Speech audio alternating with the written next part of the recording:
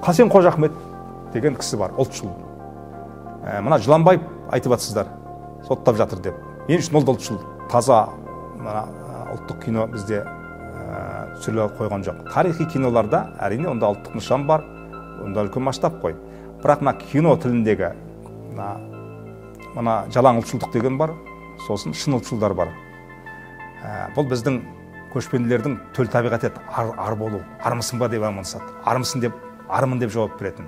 Ұлтшыл дейма, жаңағы өзің айтып отырған ярлықтардың бәрін менің мойнымда ілік қойды, елден қуды. Ал негізгі ең бас ұлтшылымыз ол Кенесары еді. Біздің арнаны қолдап, бізге тіркеліп, подписаться батырмасымен қоңыраушаны басып қойыңыздар. Біз сіздер үшін тырысамыз.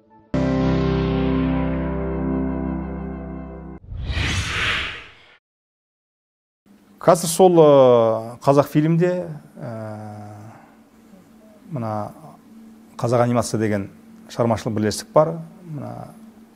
Әмен Қайдар ағамыз құрып кеткен сол шаңырақтамын, соның бас редакторымын.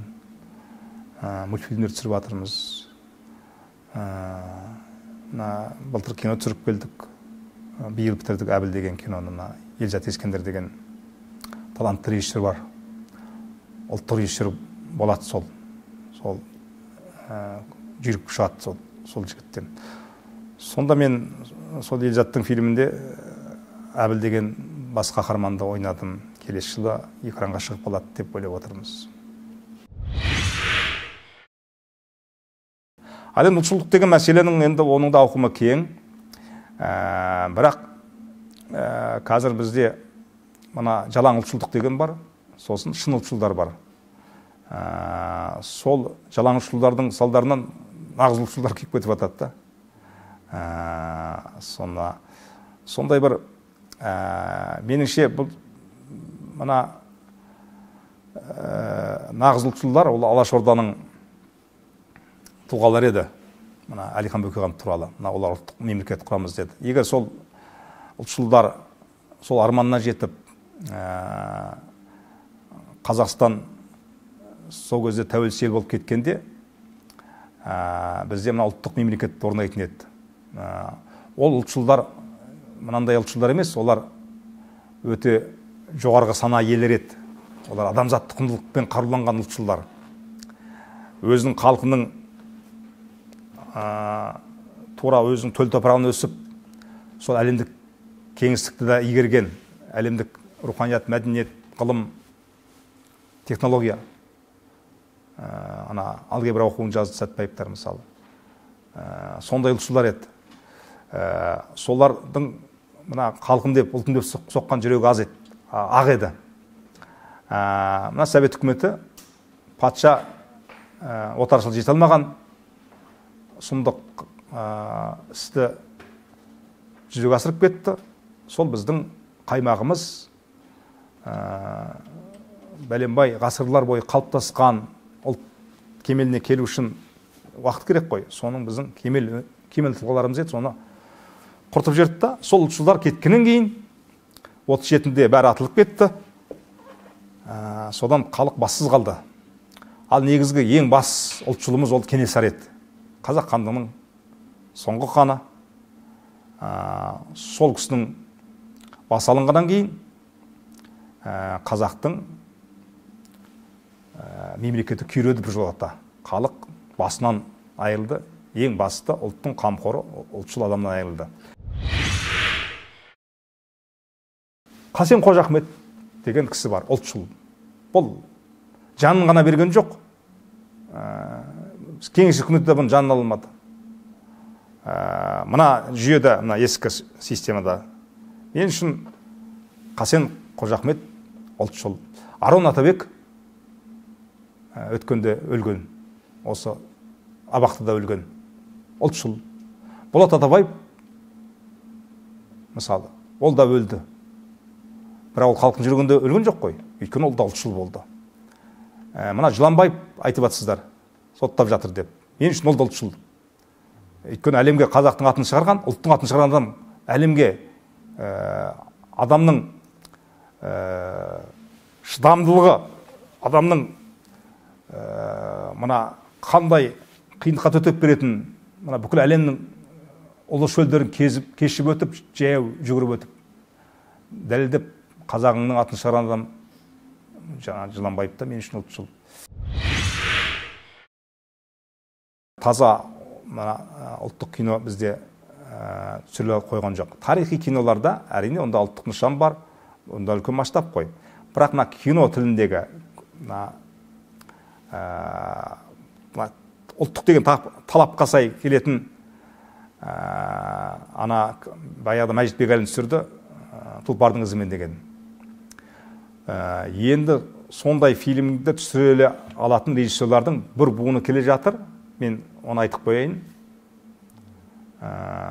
Ол мынау Данияр Саламатов, Кенжебек Шайхақов, Елзат Ескендір. Осы үш жігіт, егер біздің үкіметіміз жағдай жасаса, жағдай деген не? Түсіруге мүмкіндік беру. Бізде түсіруге мүмкіндік бермейді. Қазір заң, закон, мынау бүкіл қадағалаушы органдар бүйтіп, енді мылтық тіреп тұрады десем артық болар енді.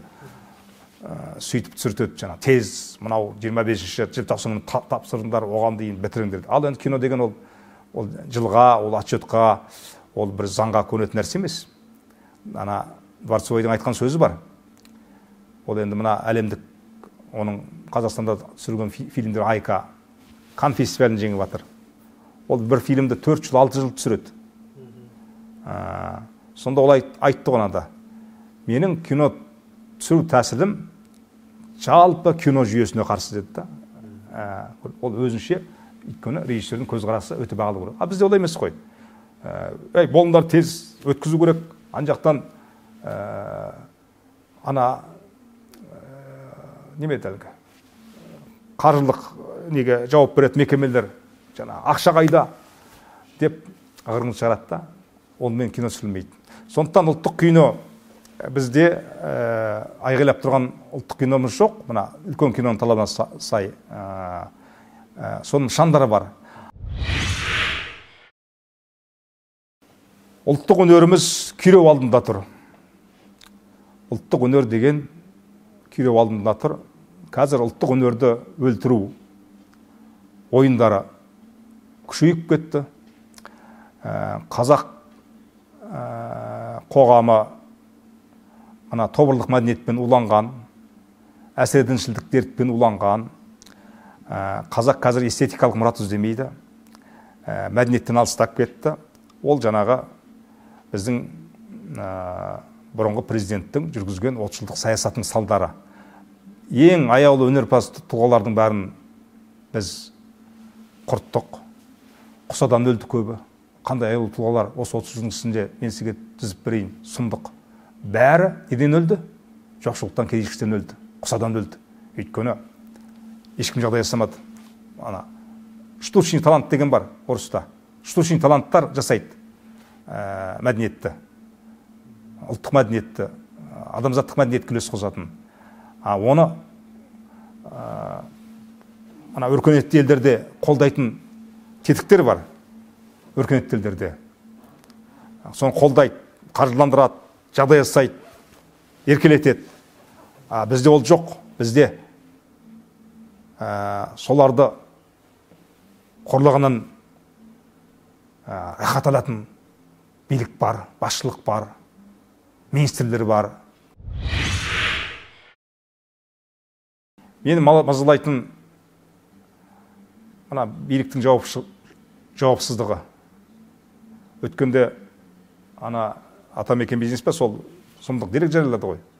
800 миллиард долларды 162 Қазақстанның адамдары шетелге шығарған, 162 адам. Ол 800 миллиард деген Қазақстанның енді бір 25 жылғы бюджет қой, 25-30 жылғы бюджет. Сонда бір адам ләдемейді, билік ләдемейді.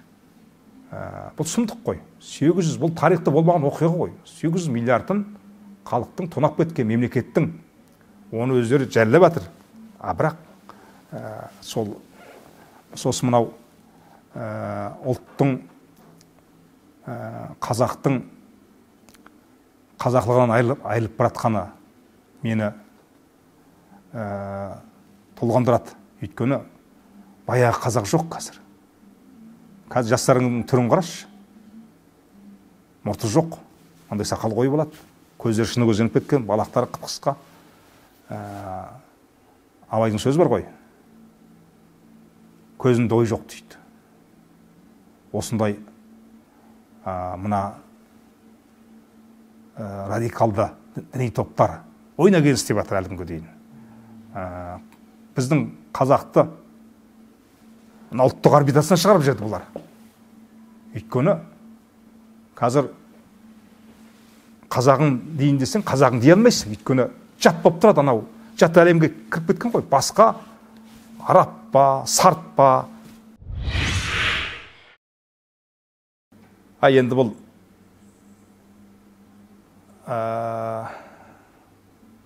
қазақта ар бәрінен биік тұрады ғой. Мына Пушкиннің «Капитан қыз» деген повесі бар. Сонда эпиграфта не деп тұрады? Пушкинде әулие, арыңды жасыңнан сақта дейді. Қазір қазақ айтады, малым жанымның садағасы, жаным арымның садағасы дейді да. Сонда ар бізде мына Құдай деңгейінде. Шәкәрім сол ілімді дамытты, ар ілім дегенді. Бұл біздің көшпенділердің төл табиғаты еді, ар болу. Армысың ба деп амандасады. Армысың деп, армын деп жауап беретін. Сондықтан мына біз сол ардан айырылдық қой. Мына кіріптар ұлтта, кедей ұлтта ар болмайды. Мына басқа елдің илеуіне түскен елдің олар несін, отаршылар несін өлтіреді, арын өлтіреді. Ал енді біз соның бәрін көрдік қой. Әрине мен белгілі тұрғыда мына өнер алдында деп айтайықшы, енді өзімнің арым таза деп айта аламын. Жоқ. Мен өліп баратсам да, осы бас пайда деген, ол менің арымның табанда жатады. Мен ешқашанда бас пайдам үшін арымды сатып көрген жоқпын. Ол жағына мен тазамын.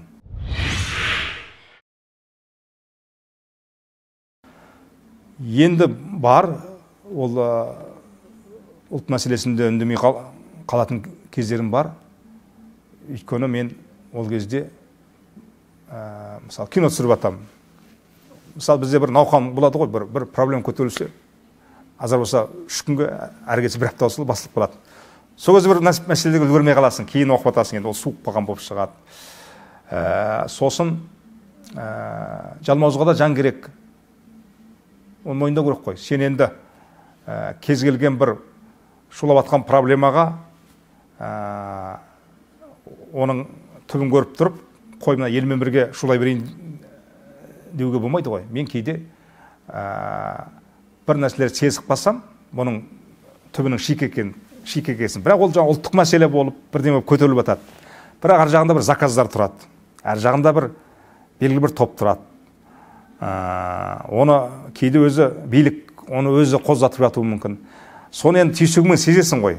Кейде ол олай да болмауы мүмкін. Сонда мен анық қалдымына көз жетпей, үндемей қалған кездерім бар.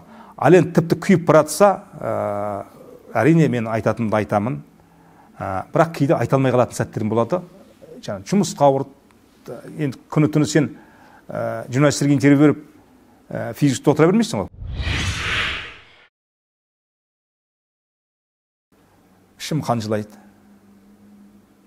Біз ғұмыры ұрланған ұрпақпыз. Өйткені тәуелсіздік орнаған тұста 91 жылы мен сізге айтайын, мен 23 жаста едім. Сонда ғұмырдың ұрланғанын көкесін көрдік. Өйткені біз сол көздегі енді мінекей еліме, халқыма қызмет етемін деп жаңа түлеп шыққан жастар едік. Біз ойладық қой. 92 жылы Назарбаев былай деп сөйледі телевизордан. Сонда мен қарап отырдым. Сонда бұл айтты. Біздің ұлттық табысымыздың, ұлттық байлығымыздың 93% Мәскеуге кетіп отырды деді. Біз 7% күн көрдік деді. Енді 100% өзімізді алады. Біз көбейттен де бай боламыз дегенде, мен ана жерде құлақ бұлазадым. Ой, баяу, көзім алақтап кетті. Ол байлықтың бәрін қайда сыйғызамыз? Енді тым бай болып кетсек не болады енді деп. Анау енді шын көріп қаласың ғой. Ойбай, сұмдық қой, мына масқара ғой. 7% қалай күн көргенбіз? Мына Мәскеуде ит екен ғой деген сияқты. Сонда жаңағы кәдімгідей сан қабат ойлар буып кетті. Енді жарқын болатын болдық. Соны қарасақ, ішсек асқа, кисек киімге жарамадық, үйсіз күйсіз қаңғырдық, өнерімізді реализация жасай алмадық, әнімізді жаза алмадық, жаңағы жазам деген кітабын жаза алмайсың, жаңағы шығармайды мысалы, жаңағылар сенің неңді қолдау көрмедік, оппозиция дей ма, ұлтшыл дей ма, жаңағы өзің айтып отырған ярлықтардың бәрін менің мойнымда іліп қойды, елден қуды, үлкен күштер жұмыс істеді, кәдімгідей мысалы менің соңыма түсіп, жаңағы қайда барсам осылай. Сонда мен сол осы Назарбаев орнатқан режимге әрине өкпелімін, менің замандастарым өкпелі. Өйткені біз бойымыздағы барымызды халқымызға, мемлекетімізге бере алмай қалған буынбыз. Ертеңгі қазақ ол енді әулие емеспін ғой, бірақ үміт үзілмейді ғой. Мен қазақтың жақсы ел болатынына сенемін. Қазір соның нышандары бар. Қалай дегенмен біздің қоғам жаңарып келе жатыр. Мен бәрібір жаңа Қазақстан деген идеядан үміт күтемін. Әділетті Қазақстан дегеннен үміт күтемін. Белгілі деңгейде бір әділеттің ұшқындары байқалады. Кейде жаның ауырады, әділетсіздіктерді көріп. Енді біз сол 30 жылға қордаланған проблемаларды, жаңа коррупцияны, әділетсіздікті, жаңағы рушылдық ба, көптеген келеңсіздіктер көп қой енді 30 жылда жинаған жаңағы мұратсыздық. Соның бәрін біз осы аз уақытта біз арыла алмаймыз. Бірақ арылуға тырысу керек. Оған қайраткерлер керек. Мен осы қайраткерлерді сол Ақордадан көргім келеді. Қайратты және қазақы ерлерді, ұлттың жанын болмысын түсінетін, оның тереңіне сол ұлттың қамын жейтін, арманы биік асыл ерлерді көргім келеді. Бірақ өкінішке орай ондай ерлер билікке барып жатқан жоқ қой. Өйткені менің буынымда, менің алдымдағы А буынында, кейінгі іні буынында мына Сұрқия жүйеге әжептәуір былғанып қалған. Ана соның тісі тиген, жаңа уысынген. Сондықтан бұл буын жасай алмай жатса да, мына қазіргі сөйтіп мен өзімді алдарқатам кейде. Қоғам жаңару керек, оны жаңартатын өз бір толқын болады. Сол толқын келе жатыр. Енді ол Конфуцийдің бір сөзі бар. Мына әділетсіз еліңді әділетсіз жайлап тұрса, қазақша айтқанда патшаң әділетсіз болса, шындық айтам деп талпынбай ақ қой деген, сондай енді. Сонда ана сол сөздің жаны бар. Кейде мына шын сөз жанға қас дейді. Сенің мұраттарың бар ғой, мысалы. Кейде сол мұратың үшін мұратыма кедергі істеді-ау. Өйткені солар ғой енді осы қаумалап отырған деп шындықты айтудан тежеліп қалатын кездер болады. Өйткені батырмын деп айтуға келмейді. Оны батырлық емес. Оны кейде былай деп ойлайсың да өзің жұбатасың. Кезі келеді, сонда айтам деп. Сенген қандай?